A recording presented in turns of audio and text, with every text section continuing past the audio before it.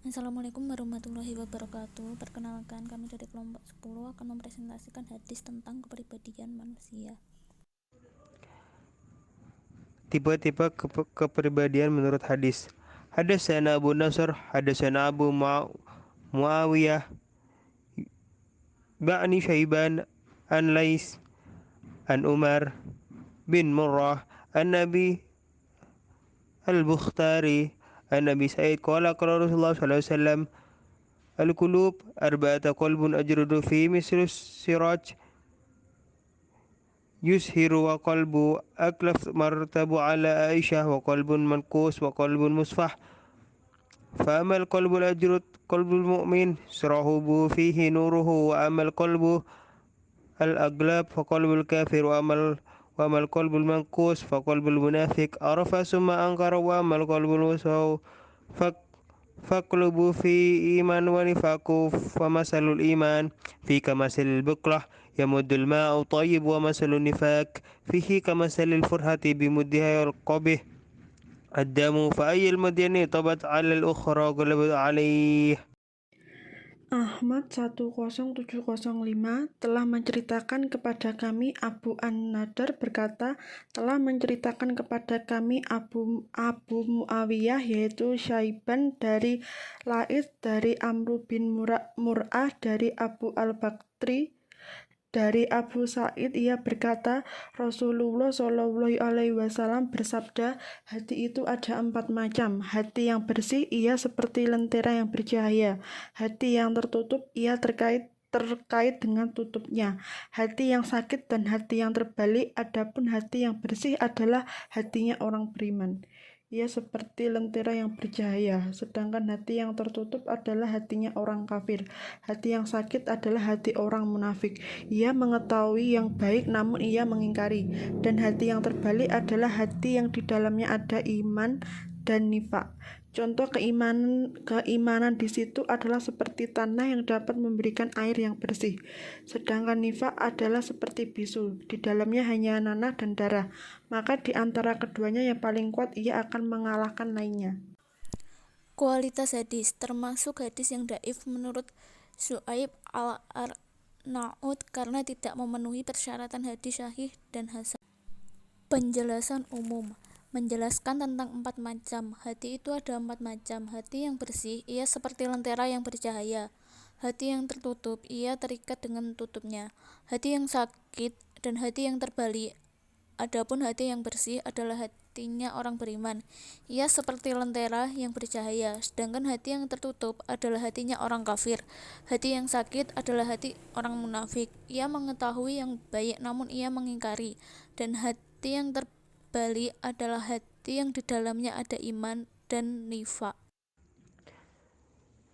حدثنا إسماعيل حدثنا سعيد الجزيري عن أبي نصرة حدثني من سمع خطبة رسول الله صلى الله عليه وسلم في وسط أيام تشريك فقال يا أيها الناس ألا إن ربكم واحد وإن آبائكم واحد، ألا الأفضل لعربي على عجمي ولا لعجبي على عربي ولا لأحمر على أسود ولا أسود على أحمر إلا بالتقوى. Ahmad 22391 telah menceritakan kepada kami, Ismail telah menceritakan kepada kami, Sa'id al-Jurairi dari Abu Nadarah telah menceritakan kepadaku, orang yang pernah mendengar khutbah Rasulullah Shallallahu Alaihi Wasallam di tengah-tengah hari tasyrik. Beliau bersabda, wahai sekalian manusia, Rob kalian satu dan ayah kalian satu. Ingat, tidak ada kelebihan bagi orang Arab atas orang Ajam dan bagi orang Ajam atas orang Arab. Tidak ada kelebihan bagi orang berkulit merah atas orang berkulit hitam, bagi orang berkulit hitam atas orang berkulit merah kecuali dengan ketakwaan. Kualitas hadis termasuk hadis yang sahih menurut Syu'aib al-Ma'ud karena telah memenuhi syarat-syarat kesahihan suatu hadis, yaitu sanadnya bersambung, seluruh perawi dalam sanad tersebut bersifat adil dan dabit. Dalam sanad tersebut terhindar dari sud kejanggalan dan ilat cacat. Penjelasan umum, tidak ada kelebihan bagi orang Arab atas orang Ajam dan bagi orang Ajam atas orang Arab. Tidak ada kelebihan bagi orang berkulit merah atas orang berkulit hitam, tapi orang berkulit hitam atas orang berkulit merah kecuali dengan ketakwaan. حدثنا حماد بن سنان حدثنا كبير بن هشام حدثنا جعفر بن برقان حدثنا يزيد بن أصام عن أبي هريرة رفع الله إلى النبي صلى الله عليه وسلم قال إن الله لا ينظر إلى صوركم وأعمالكم ولكن إنما ينظر إلى أعمالكم وقلوبكم. Ibnu Majah 4133 telah menceritakan kepada kami Ahmad bin Sinan telah menceritakan kepada kami Katsir bin Hisam telah menceritakan kepada kami Ja'far bin Burqan telah menceritakan kepada kami Yazid bin Al-Asam dari Abu Hurairah yang dimarfukan kepada Nabi Shallallahu Alaihi Wasallam. Beliau bersabda, sesungguhnya Allah tidak melihat kepada rupa dan harta benda kalian, tetapi Dia hanya memandang kepada amal dan hati kalian. Kualitas hadis termasuk hadis yang sahih karena telah memenuhi syarat-syarat kesahihan suatu hadis, yaitu sanadnya bersambung, seluruh perawi dalam sanad tersebut bersifat adil dan badid, dalam sanad tersebut terhindar dari syud, kejanggalan, dan ilat, cacat. Penjelasan umum menjelaskan keutamaan hati dan amal perbuatan seseorang dalam pembentukan kepribadian. Sesungguhnya Allah tidak melihat kepada rupa dan harta benda kalian, tetapi Dia hanya memandang kepada amal dan hati kalian. Hadis penguat. Hadatsana Muhammad bin Barakil Bursani hadatsana Ja'far yani ibn Burqana qala sami'tu Yazid bin Asam an Abi Hurairah qala Rasulullah SAW inna Allah azza wa jalla la yanzuru ila suwarikum wa amalikum walakin yanzuru ila qulubikum wa amalikum. Ahmad 7493 telah menceritakan kepada kami Muhammad bin Al-Bursani berkata, telah menceritakan kepada kami Ja'far yaitu Ibnu Burqan berkata, aku mendengar Yazid bin Al-Sam dari Abu Hurairah. Dia berkata, Rasulullah Shallallahu Alaihi Wasallam berkata, sesungguhnya Allah Azza wa Jalla tidak melihat bentuk penciptaan dan juga harta-harta kalian, akan tetapi Allah melihat hati dan amal kalian.